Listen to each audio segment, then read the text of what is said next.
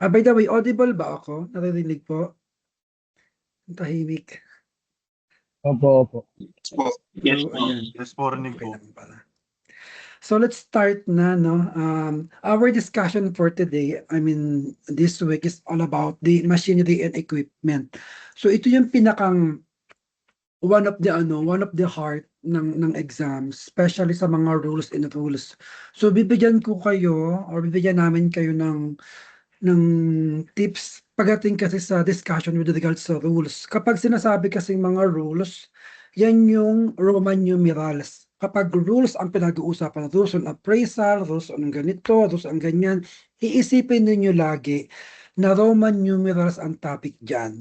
Tapos, sa part 2, Roman numerals siya, and then meron din siyang tawag dito, meron siya mga computations. But the most important kasi yung ang diniscuss ko ngayon is kinuha ko yung part 4 ng MR Pahaaw kasi yung discussion natin ngayon is more on MR Pahaaw siya, part 4. So, dig dive natin yung part 4 na yan para malaman natin kung ano yung mga nandun. Tapos, yon yung tips lang for section 7. But for now, we need to focus on this. But before that, of course, we need to congratulate yung aming top-notcher natin for the last max exam. So, si Marlon Hernandez. So, si Marlon, guys, he will be taking the exam this coming May 31 sa Singapore. So, parang katulad namin, nauuna kaming SPLE, yung mga nasa abroad mag-exam, bago yung sa Pilipinas. Kasi sa Pilipinas, ang exam is July. Kami mga nasa abroad, nauuna kami, May or June. Nung time na yun is June 8 kami. Tapos lumabas yung result niya, 3 weeks, imagine, July 3 yata, o July 1 lumabas yung result ng exam. So, unlike sa Pilipinas, 3 days pa lang, may result na kayo. Kami, talagang almost 1 month kami bago inabot yung result. Kaya, yung almost 1 month na yon, puno kami ng anxiety, puno kami ng pag-aalala, puno kami ng lahat. Unlike sa Pilipinas, after 3 days, tapos na yung pag-aalala nyo kasi lumabas ng result, pasado ba ko o hindi. Kami hindi guys, habang nag-work kami, syempre mga worker kami sa ibang bansa. So, tatandungan kami, ano ba ganito, pas buong linggo parang hindi ka makatulog, pas buong hindi ka makapag-concentrate sa trabaho kasi nga inaantay mo yung result ng appraisal exam. But anyway, let's move forward. So our challenger, congratulations of course kay actually bagong name, no? Si JC Mesa Regumbao. Lagi naman siyang uma-attend pero the good thing is meron tayong new name for the new challenger. Okay? So now let's now proceed to our discussion. Talk us about the machinery and equipment. Hello guys, I have a question here. I need your answer, no? Is the value the same if the machine is in use or versus removed? So what is your answer? Is it yes or no? Can you please put in the chat box kung ano yung sagot natin pagdating sa ganitong klaseng question? Yes. Ayan si Marlon mag-in na. So yan, so good luck. So no, no, no, no. So yan. Tama naman kayo, no? The correct answer for this question talaga is no. Hindi naman talaga. Kasi, wait, Marlon, wait lang.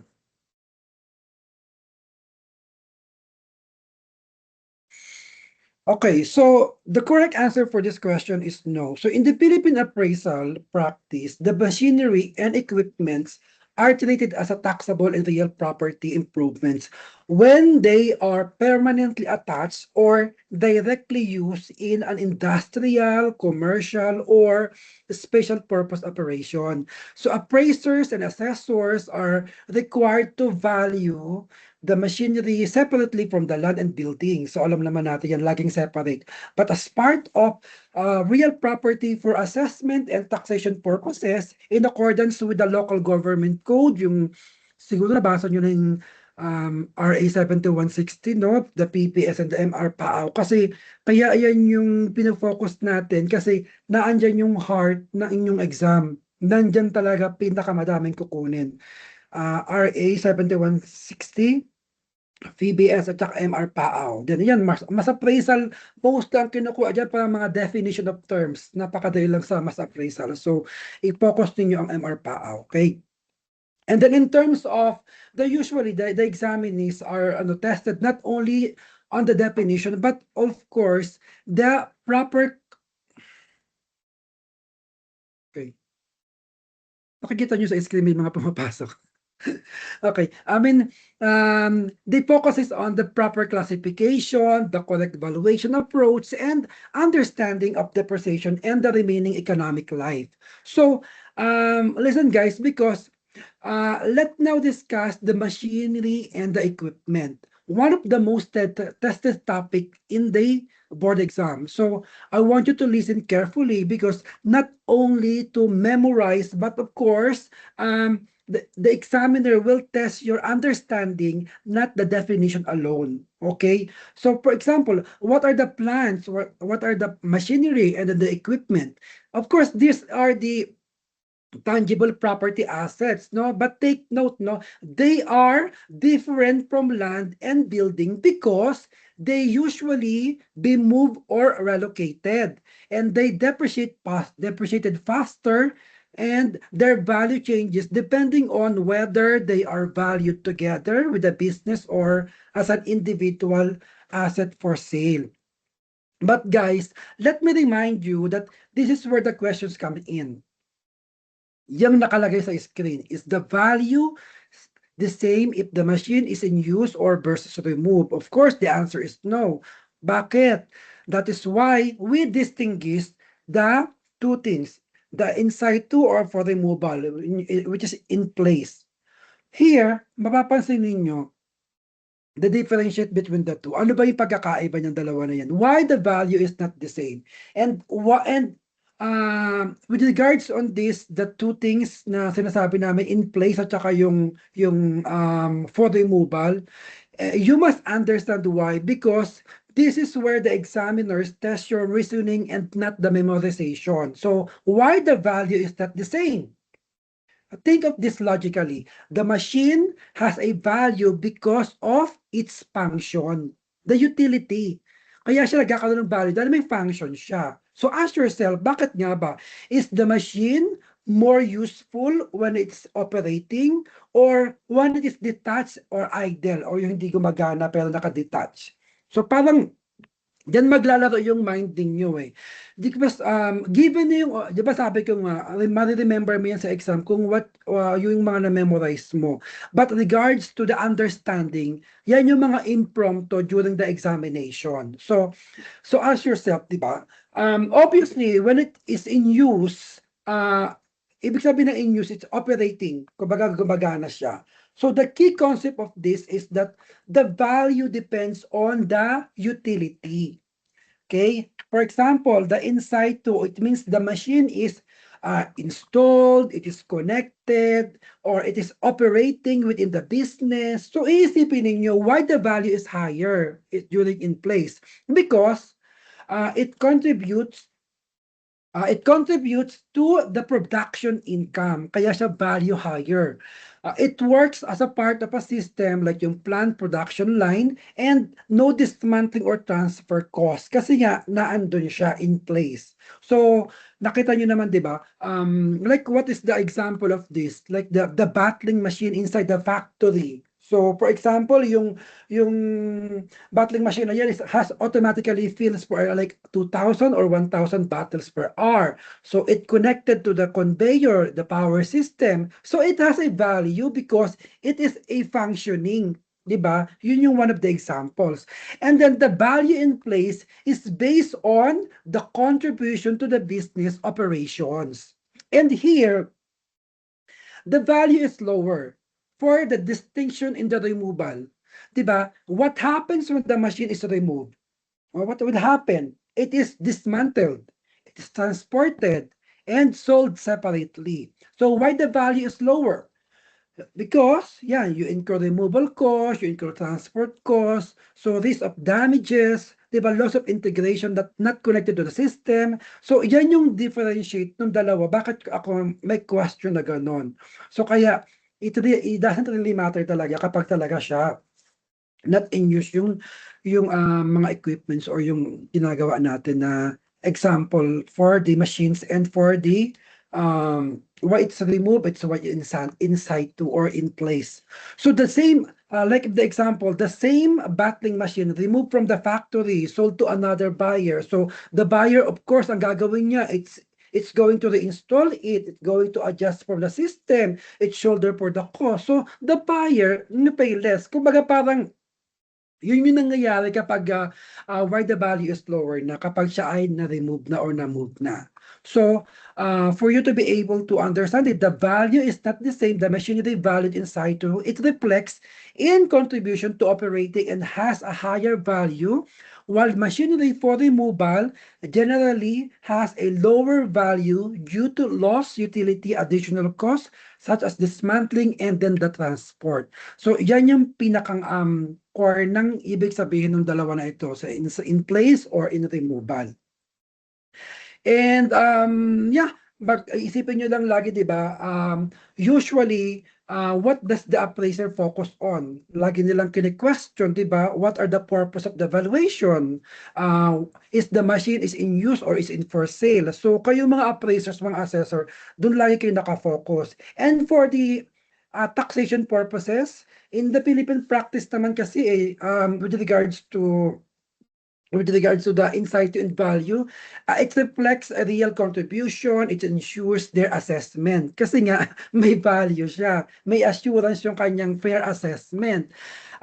For ano naman, for the removal, it is usually for liquidation or for sale, they use the removal value because asset is sold separately and not part of the operating systems. So usually, kapag may mga na-encounter kayong exam, the machine value is always the same. So the answer is wrong. Mali yung ganong sagot na tama, hindi siya the same. So dapat iisipin nyo ano ba yung meron doon, bakit siya ano ba yung value ng machine. And then value depends on use and purpose. So yun yung tatandaan natin, ha. And then sometimes they use liquidation value per tax. No, hindi siya ginagamit yung value liquidation for tax. It is used value in place or inside to. For example naman, yung removal increases value. No, kasi hindi siya nag-increase ng value. The removal decreases the value. Okay? So, you need to think of it, the value follows use. Installed siya kapag installed, become higher. Kapag remove, or tinanggal na siya, or tatanggal siya, it become lower. So always remember on this, di ba? Sinabi ko nga, no value has not the same. Okay? Let's now proceed to naintindihan nyo na po ba yung differentiate yung dalawa? Bakit yun yung question na tinanong ko agad sa our discussion? So yun yung ibig sabihin nun. So you have to think of it kasi ang exam ay hindi ito memorization in terms of identifying or analyzing the differentiate between the equipments or the machines. Okay? Wait lang.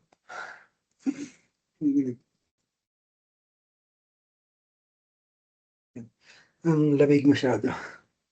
Next, here, for the appraisal of machine and equipment, siguro na naman nabasa ninyo na yung MRPAO, di ba? The definition of the PBS. So, naantun yan. So, the plant and machinery and equipments is a collectively constitute a general class of tangible property assets. Usually, it's a tangible property asset talaga siya.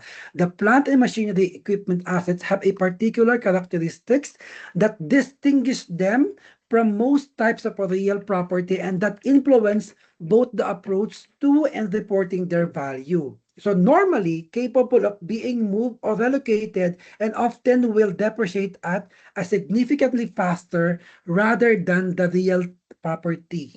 So ibig sabihin ito mga tangible na ito, mas magde-depreciate siya faster rather than the real property. Okay? And then it's frequently the value will differ, notably depending on whether an item of plant, machinery, or the equipment is valued in combination with the other assets within an operational unit, or whether it is a valued as an individual, like the item for exchange, whether it may be considered as either in situ in place or in for removal. So these definitions coming from the PBS, the Philippine Valuation Standards. So usually the term plant is not in general use, and sabi nga daw, sabi ng mga accountant, inadapt daw nila itong plant and equipment as per the accountant. And then, yung reference naman niya is plant and equipment according to the IVS is therefore extended to the plant, machinery, and equipment. So parang they put them together, they combine it together as a collective. So yung inadapt na mga accountant at saka yung mga ibang valuers as per the IVS reference, yung plant and equipment na daw eh naging plant, machinery, and equipment na siya as a whole. Okay, so yung proper definition as per the IVS or the International Valuation Standards. So yan, it is a tangible, movable, and in situ versus the removable value. In here, let's now categorize. Siguro alam nyo naman na yung categorization ng tatlo na to. Categories of a plant and equipment or the PME. So let's simplify. Diba? Let's simplify this because the exams can be tricky sometimes. Hindi mo alam on how you categorize these three. Kasi talagang malilito kayo talaga. Kasi sabi ko nga, it's analytical ito pagdating sa exam, sa board exam, no? Usually, dinidistinguish natin sila as, for example, itong plant, itong machine, and then equipment. So, ano pa yung pagkakaiba-iba ng mga ito? So, malalaman natin yan kasi, like for example, di ba, ano ba yung example ko dito? Let's see. We have an example here. In the categories of plant, ang sinasabi kasi, these are the assets that are combined with others and may include, ano daw yung makakasama sa mga planta na yan, di ba? Yung buildings, obviously there's a building. There's also machinery inside, tsaka mga equipment. So, yan yung mga plant na sinasabi. Kapag sinabi natin na planta, yan yung combination niya. Maaari, it may include buildings, machinery, and equipment. So, I have an example here for you to distinguish kung ano ba siya, plant, machine, or the equipment. Here, what is the question number 1? Can you please answer from the chat box? The question here is, a refinery complex includes pipelines, storage tank, and processing units permanently installed on land. In appraisal, this is the best classified as what? Pakisagot nga po natin sa chat box kung ano ang classification natin sa question na ito. Is it A, B, C, or D? Okay, there's so many answers. Letter C. So let's see. So the question here, and you are correct. So letter C ang tamang sagot yan ha. Kasi plant refers to an integrated system of an asset forming a production facility. So often fixed and interrelated. So bakit hindi nagmamatter yung tatlo? Kasi nga yung machinery, it refers to the individual unit, not the integrated system. So, usually, yung equipment naman is a smaller, movable, or support asset. Kung kapag sinasabi nating support, ano ibig sabihin yan? Ancillary. So, ano yung other term na ancillary? It's a support. Okay? And then, yung letter din naman, not used in operation inventory. It's a very far away from the question itself. So, hindi ganun yung sagot. So, yan. Are assets that are combined with others and may include building, machinery, and equipment. That's why the question is pertains to plant. Okay, let's now proceed to the question number 2. What is your answer for this question? Ano ba ang tanong?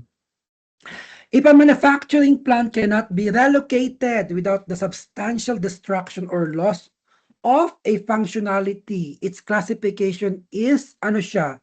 Movable, real property, consumable asset, or temporary installation? What is your answer for this question? Letter, di nga, may sumagot na ng B, B. Okay, what else? Okay, so the correct answer for this question obviously is letter B kasi it's a real property component that sa planta pa rin siya, part and parcel pa rin siya ng mga plant. Okay, a plant with a permanent installation becomes part of a real property due to fixity and adaptation. Siguro, when you were, during the time na kayo ng real estate broker, alam nyo na yung sinasabi sa Maria, 'di ba, yung mga method of attachment, yung mga ganyan. So, kasi tinuturo ko yan before sa broker, yung mga nag-review ng broker, so yung Maria na yan. So, it's a part, parang meron siyang pakahulugan dito sa question na ito. And then, this is usually a classic trap during the exam. Kasi parang malilito ka eh. And then, the plant can be a personal property or a real property depending on the attachment. Kaya be careful for this kind of question. But since yung analytical ninyo ay medyo maganda at malakas, so na-answer nyo siya ng tama. So it's a letter B. Okay? So that is the correct answer. Take note, the plant with permanent installation becomes part of a real property due to fixity and adaptation. Okay? Remember the Maria, ha? So that's the other tip for this question. Let's now proceed with the other question. What is your answer for this? Can you please put in the chat box? Which characteristics best distinguishes a plant from a machinery? So it's letter A, B, C, or D. What is your answer for this question? Okay, may mga sumagot ng A, may B. Okay. Very confusing, di ba guys? Sabi ko nga sa iyo, ito yung heart ng board exam ninyo, masasabi ko. Aside from the computation. Kasi marami talaga ang bilang appraiser, you need to distinguish the three. That's why ito yung part na pinili ko i-discuss sa MR PAA, which pertains to a part 4, if I have not mistaken, part 4, yeah. Okay, for this question, guys, which characteristic best distinguishes a plant from machinery? So the correct answer here is letter B. It is a part of an integrated production system. So it is letter B, it is part of an integrated production system because the key distinction for this question is the plant which is equal to the system and the facility and not just the individual machine. Because machinery is a component and plant is as a whole operation. Tama? Ano yung machinery? It is a component. While the plant is the whole operation. Ano ba yung definition kanina ng plant? Di ba? Parang it may include the land, it may include this one. So, naando na siya as a whole. So, mapapansin ninyo, so, ang key distinction niya between this is yung plant is a system or a facility and not just an individual machine. So the machinery is a component of the plant as a whole operation. So yan yung pinakatatandaan lang lagi natin. Okay? Let's now hear about this one. Let's talk about the machine. Ano ba ang pagkakaintindi niyo sa machine nung binasa niyo yung MR PAO tsaka yung PBS? 'Di ba? Ang sabi niya sa machine, it is a combination, o 'di ba? Gumawa kami ng mga images, guys, mula sa OREF. So lahat ng mga images niyan is created from us. So, a combination of bodies or so arranged to compel the forces. Take note, guys, the word is forces of nature. Like, ano ba tawag dito? Backhoe? Backhoe yun, 'di ba? Tama, backhoe. So, baka mamaya lumabas siya sa board exam yung backhoe. So, be careful kayo. So, ang ano dito is to compel, 'di ba? The forces of a nature to produce works with a determined motion. May motion siya, especially for production or manufacturing, refers to a device acquired to perform a specific predetermined function or to individual machines or a collection of machine shall embrace machine. So it's the mechanical contrivances, kumbaga, and apparatus attached to the real estate. So this is the core production unit. and it also performs a specific function. It also produces goods. It may be also attached to the real property. So one of the examples here are, ano ba pwede mag-example natin dito? It's like yung mga milling machine or the mga bottling machines. So that would be one of the examples of machinery. Okay? So take note, this is the core production unit. It performs what? It produces goods. It performs a specific function and may be attached to the real property. And let's take a look the examples here. Can you please put in the chat box what is your answer for this question? So the question here is very obvious, di ba? Pero what is your answer for this? Baka may trap. A standalone lot used in fabrication is classified as what? Standalone lot. Ano ba yung mga lot? Pagitan nyo yan. Sabi niya house and lot. Lot machine. So what is your answer for this question? Letter, okay. Okay, for this question guys, the correct answer is, ayan pala yung lot machine, o diba, kumuha tayo, nag-create tayo ng, ng image for this last machine. So the correct answer for this is letter B, it is part of a machinery. So bakit siya tinatawag na machinery?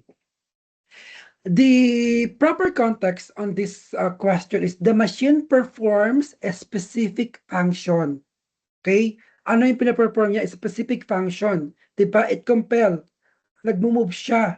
So, it cutting, it shaping also, and it also processing. Diba yung lot machine, yun yung ginagawa niya. And it is also a single operating unit unlike sa mga planta.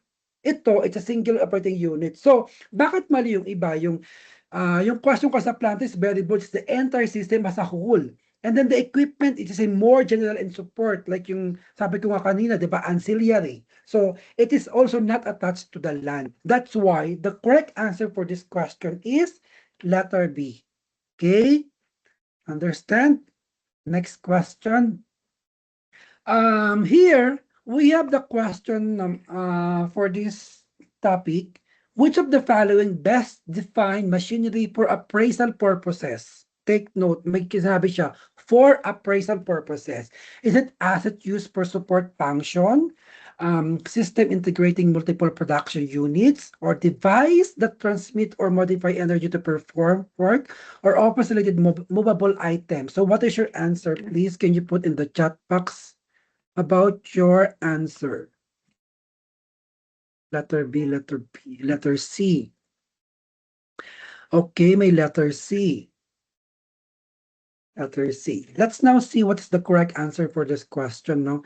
At least, sabi ko nga sa inyo guys, this kind of exam is not about memorization. It is all about understanding and analytical thinking. And for this question, the correct answer is letter C. Devices that transmit or modify energy to perform work. Diba? It compel. Sabi ko nga kanina, diba? Anong definition nito? Compel forces.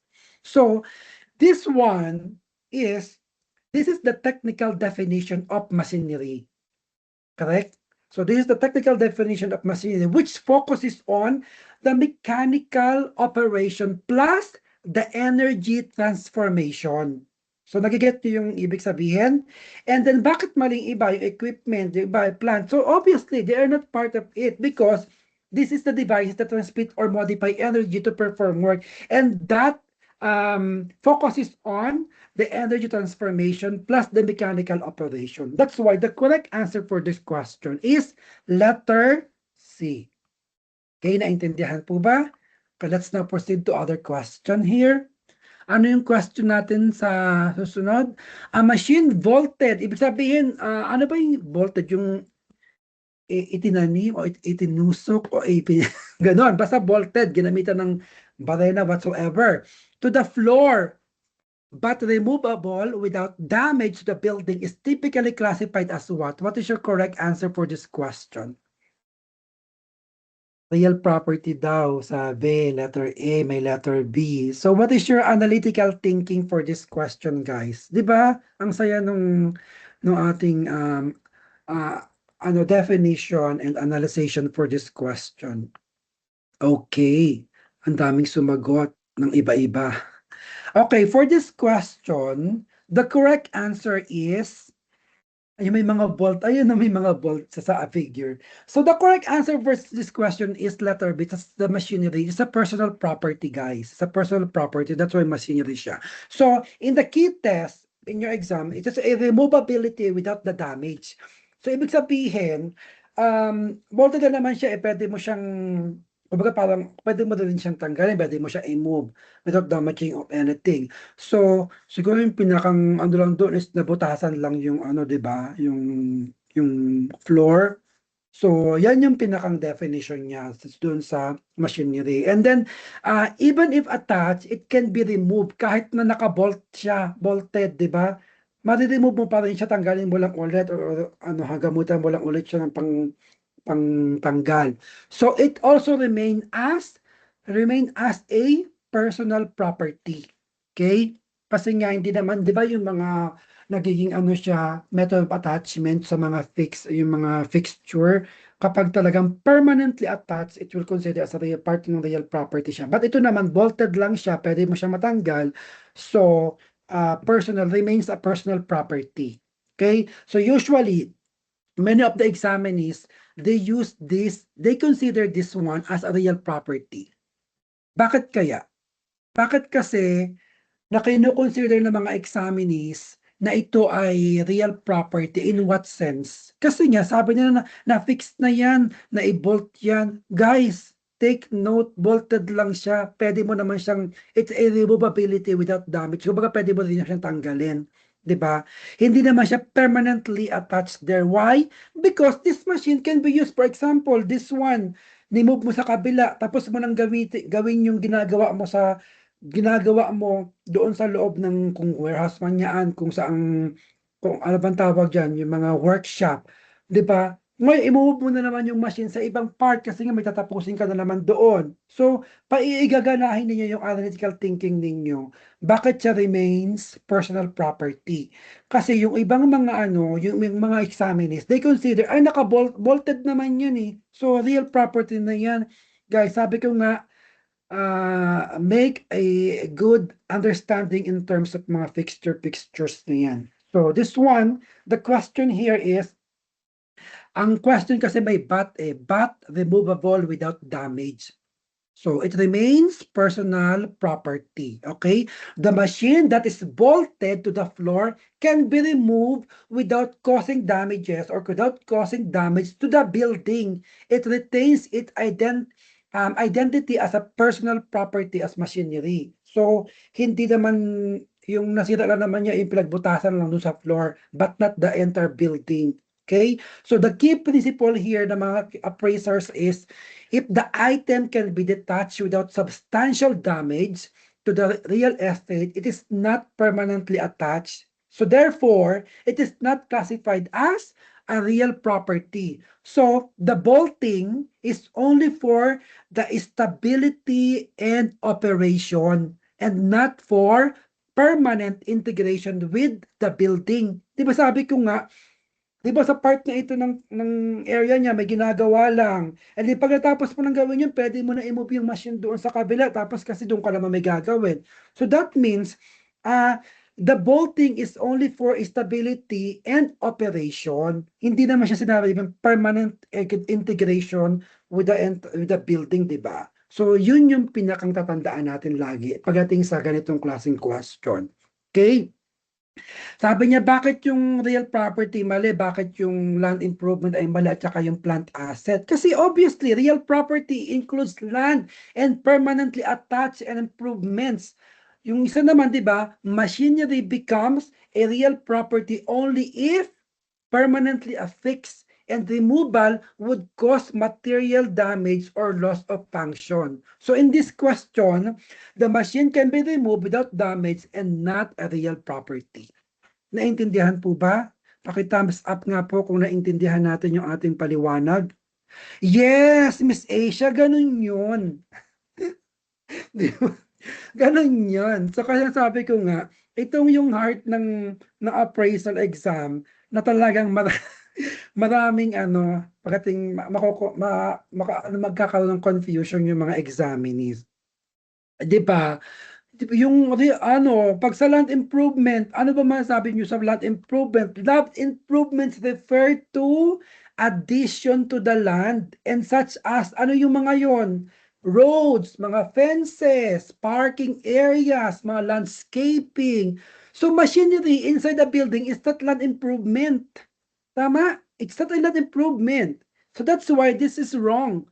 Mali yung letter C. So how about the plant asset? Ano pagkakaintindi niyo sa plant asset? Plant asset in accounting term, so mga CPA natin dyan, siguro alam ninyo, it is not classification for a real versus the property, real personal property, the real versus the personal property. It also refers generally to a long-term assets used in operations like buildings, equipment, machinery, etc. So it does not distinguish as a legal classification with regards to real property or versus the personal property. So yun sa plant asset. So sino mga CPA dito? Pakitulungan niya ako, guys. Baka mali yung definition ko, yung mga CPA dyan. Okay? So yan. So alam niyo na po ang distinguish nung bakit yung mali yung tatlo. So yan yun. Okay? Paki-thumbs up kung pwede mag-proceed sa equipment and the other matters.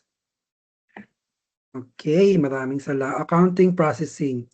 Siguro si Jean, CPA siya. Okay? So yun yung natin pagdating sa machinery. Let's now proceed to our next discussion. Okay, tama naman. Yung sinasabi ni Jean, it's part of the, like a processing. And then also,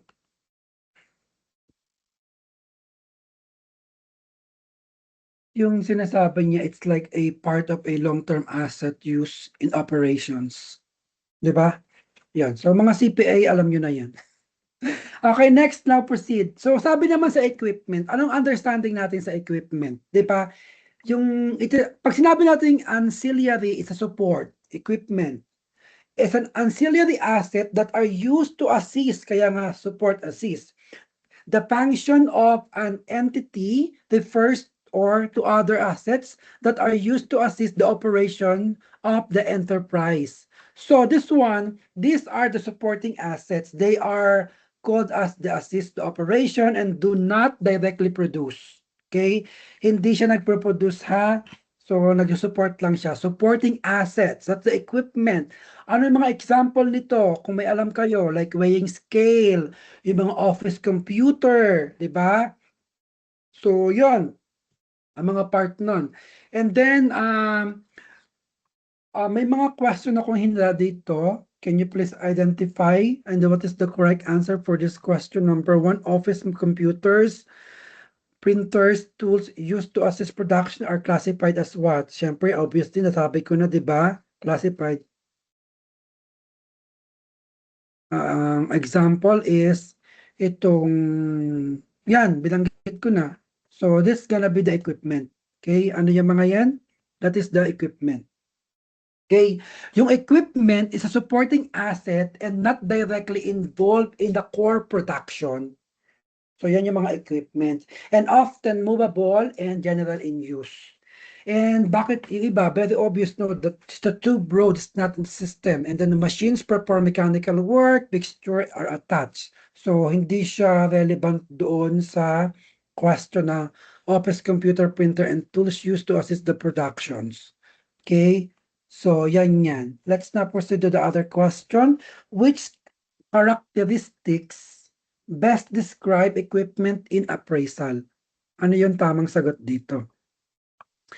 Chat box, letter, ano pong letter? Okay, letter C daw, letter C, letter C.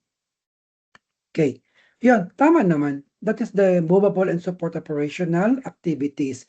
And it's used to support the operations. It's a movable and support. So that's the part of the equipment also. Okay, so the correct answer is letter C. Now let's proceed to the question. A toolkit used by maintenance staff is best classified as what? Ano ang tamang sagot for this one? Letter, obviously again, because we are in ang topic nga is the equipment. So tools are classic equipment. So mga classic equipment siya, used to assist but not directly produce goods. So baka mamaya yung mga trap question natin, 'di ba? Yung machinery requires mechanical operation, yung plant naman, there is a system level asset, and then for inventory, it's not for sale. So yan yung laging tatandaan natin bating sa mga questions ng equipment. And always remember these things. Remember the key idea for this. The plant integrated system may become the real property. Okay, tama naman. And performs work for machinery, energy, mechanical, function, and then the equipment support operation usually. So, yun yung mga key idea that you have to remember on this. Kasi, you need to distinguish. Baka mamaya, ilituhin kayo sa question. Kaya, be careful lang sa pag-identify ng tatlo na yan. Okay? So, yan yung lagi natin tatandaan. And, wait. Additional lang no, yung machinery and equipment, these are the facility available to production, including the installation and service facilities. This appurtenance together with all other equipment designed for necessary to its manufacturing and industrial purposes, regardless of installation, and excluding the item of furniture and fixtures necessary for the administration and proper operation of the enterprise. So, like machine is an apparatus used for a specific process in connection with the operation of the entity. Okay? So, you have to remember on that. Di ba nabasa nyo naman na yung MRPAO PPS? So, sino nakakaalam ng IMAT? What is the IMAT means? Pakilagay nga sa chat box. IMAT. Bakit laging lumalabas sa board exam ang IMAT? IMTA. Alam niyo na po yung IMAT? So, yung IMAT, kapag pinag-uusapan yan, it pertains to this one. So, naalala niyo na po? Or nabasa niyo na ba ang ibig sabihin ng IMAT? At kung nabasa niyo na, congratulations! Kasi, ito yung mga ibig sabihin niyan. Yung I stands for the industrial machinery, which is the machinery used to transform process materials from one place or one state to another, whether it is movable, permanent, or a semi-permanent machinery. Okay? For the letter M naman, yung material handling equipment. Kaya nilagyan namin ng mga gandang images, di ba guys? Para ma-visualize ninyo yung IMAT. Kasi baka mamaya, actually nakakalito kung isipin nyo, di ba? Nakakalito talaga siya. Parang kung isasama sa board exam yung mga distinction nung IMAT na yun, tsaka yung PME. PME, di ba? Plant Machinery Equipment. So pagdating naman sa material handling equipment, use in handling or transporting the raw materials or finished goods within the plant vicinity. Doon lang siya sa loob. 'Di ba naaalala niyo sa mga warehouse, sino na warehouse, yung mga like sa mga customs sa loob nun, 'di ba may mga palipaleta na ganyan, tapos binubuhat lang niya, transfer mo lang sa kabila, ganun. So parang robot, ganyan lang. Transfer lang siya. So, material handling equipment ang tawag natin dyan. And pagdating naman sa agricultural machinery, machinery used for agricultural purposes such as yung mga tractors, mga irrigation pumps, yung farm implements, etc. So, yan yung tinatawag sa pagdating sa agricultural machinery. And yung letter D naman is yung transportation equipment, which includes yung mga motor vehicles, aircraft, and yung mga watercraft. So yan yung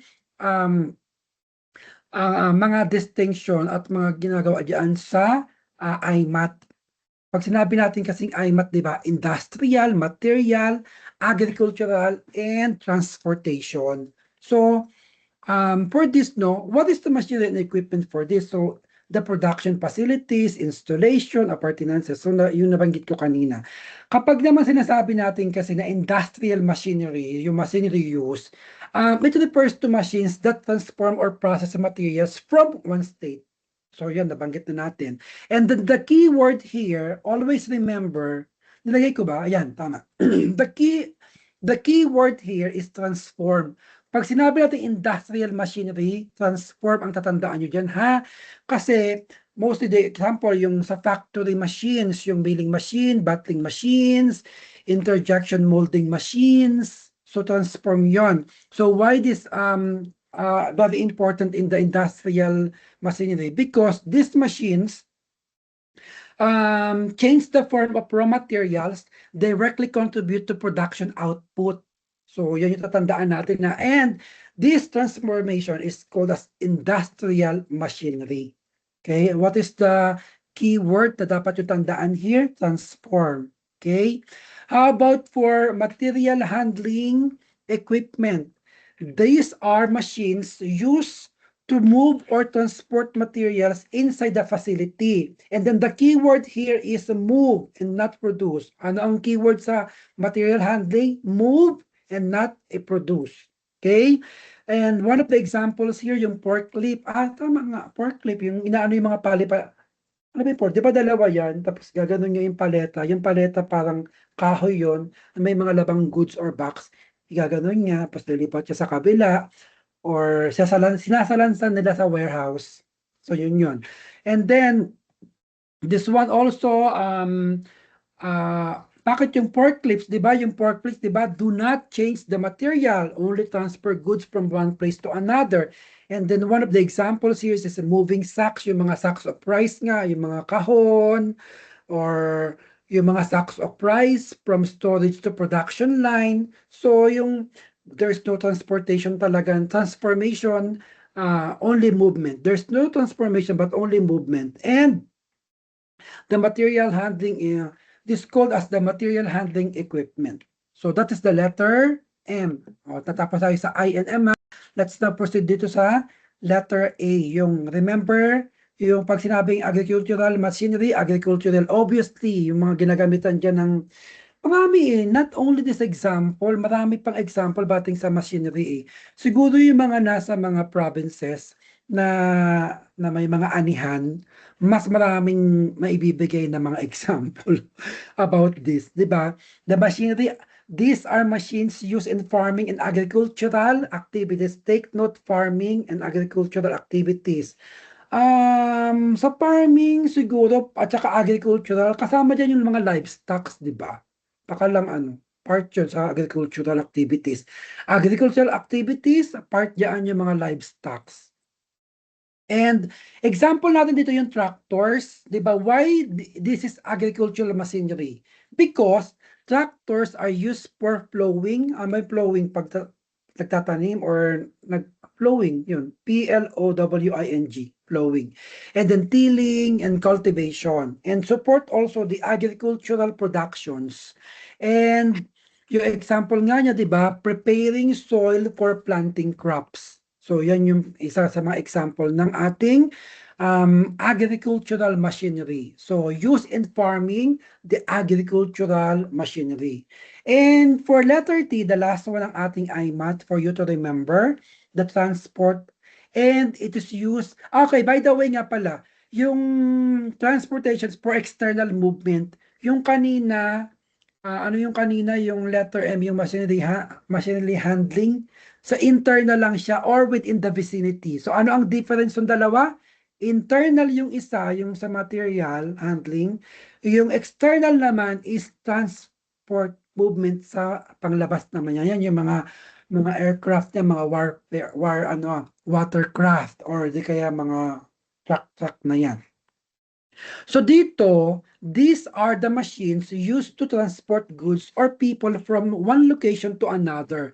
So tatandaan nyo, ang keyword natin dito is transport, external siya, external movement. Yung trucks, mga aircraft. So why this is transportation equipment? Because because this machine move goods between locations and not within the plant or within the vicinity, like yung material handling kanina, internal lang yun or within the vicinity, within dun lang sa nasasakupan niya.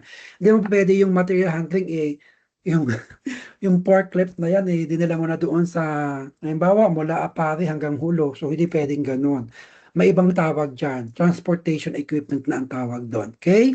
So, example nga yung truck delivery, truck delivering finished products to the market. So, movement across different locations. So, that's why they call this as a transportation equipment. Okay? So, you need to distinguish the two. This is a very important distinction.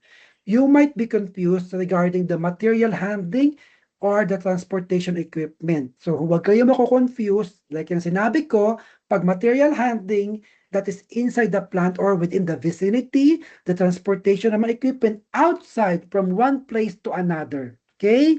So yun yung pagkakaiban ganyan. And then, baka ma-encounter lang dyan is transportation equipment is still considered a machinery in valuation sa pag-appraise. Bakit? Kasi it is used in business operations. It contributes to the income generation, and it also subject to valuation, especially for taxation and financial reporting. So tandaan nyo lagi yan ha, na ang transportation equipment is still considered machinery in the appraisal process, in the valuation because of this. It is because of what? Because used in business operation.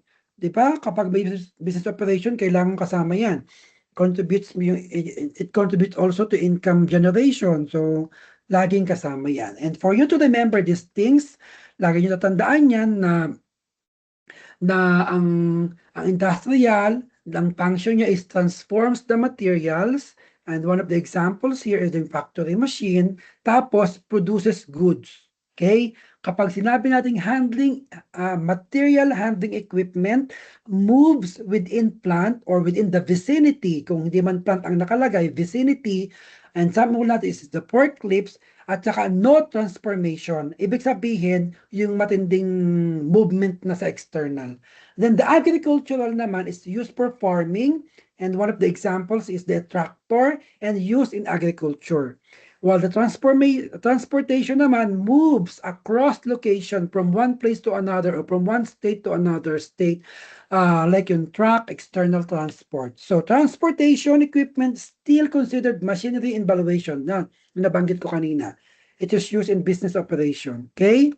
And for you to remind, does it transform or move internally, or there is support agriculture or transport externally?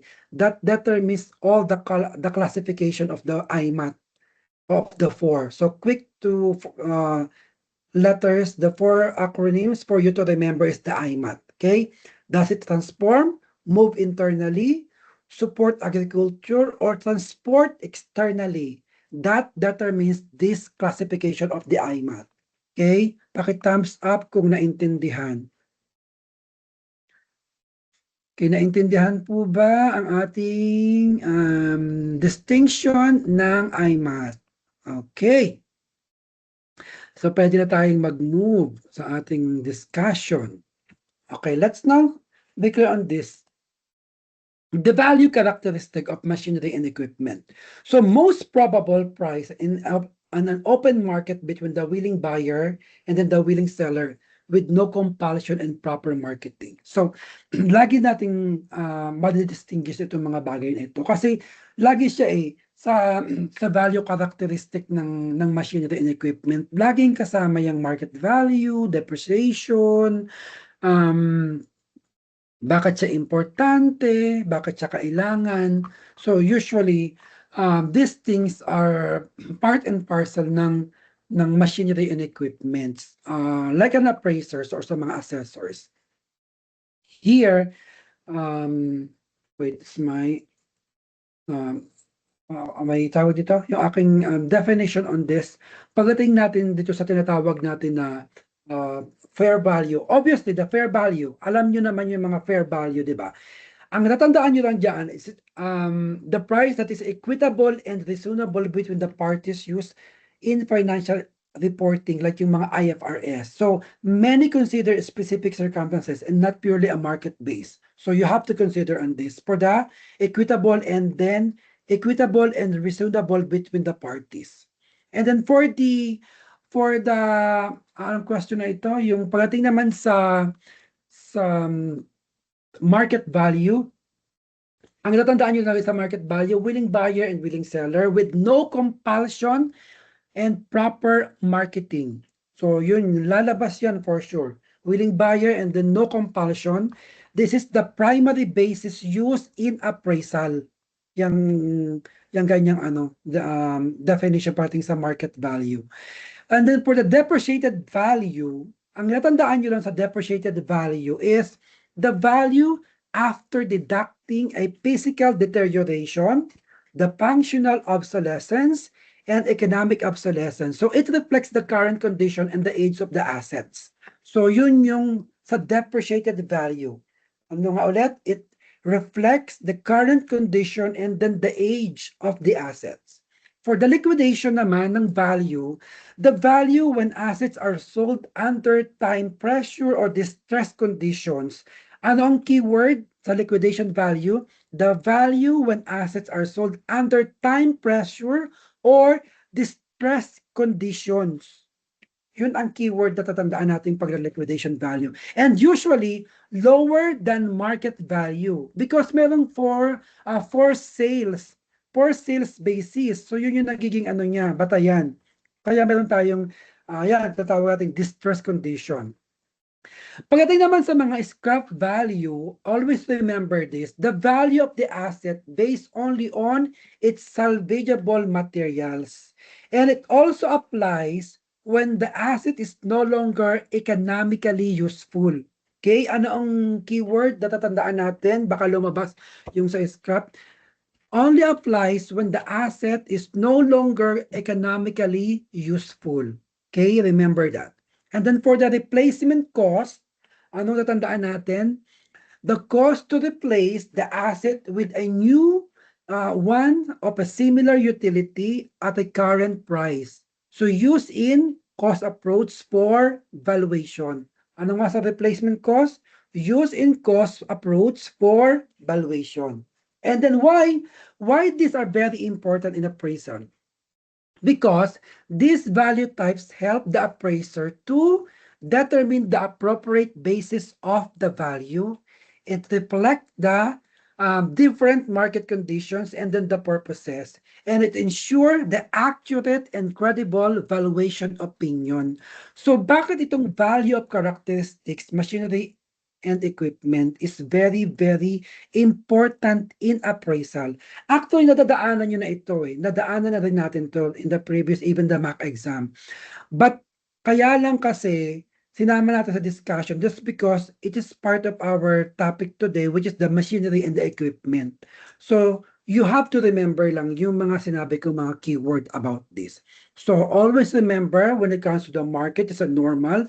Pagdating naman sa the fair market value, which is the equitable, the depreciated, it is a use in condition.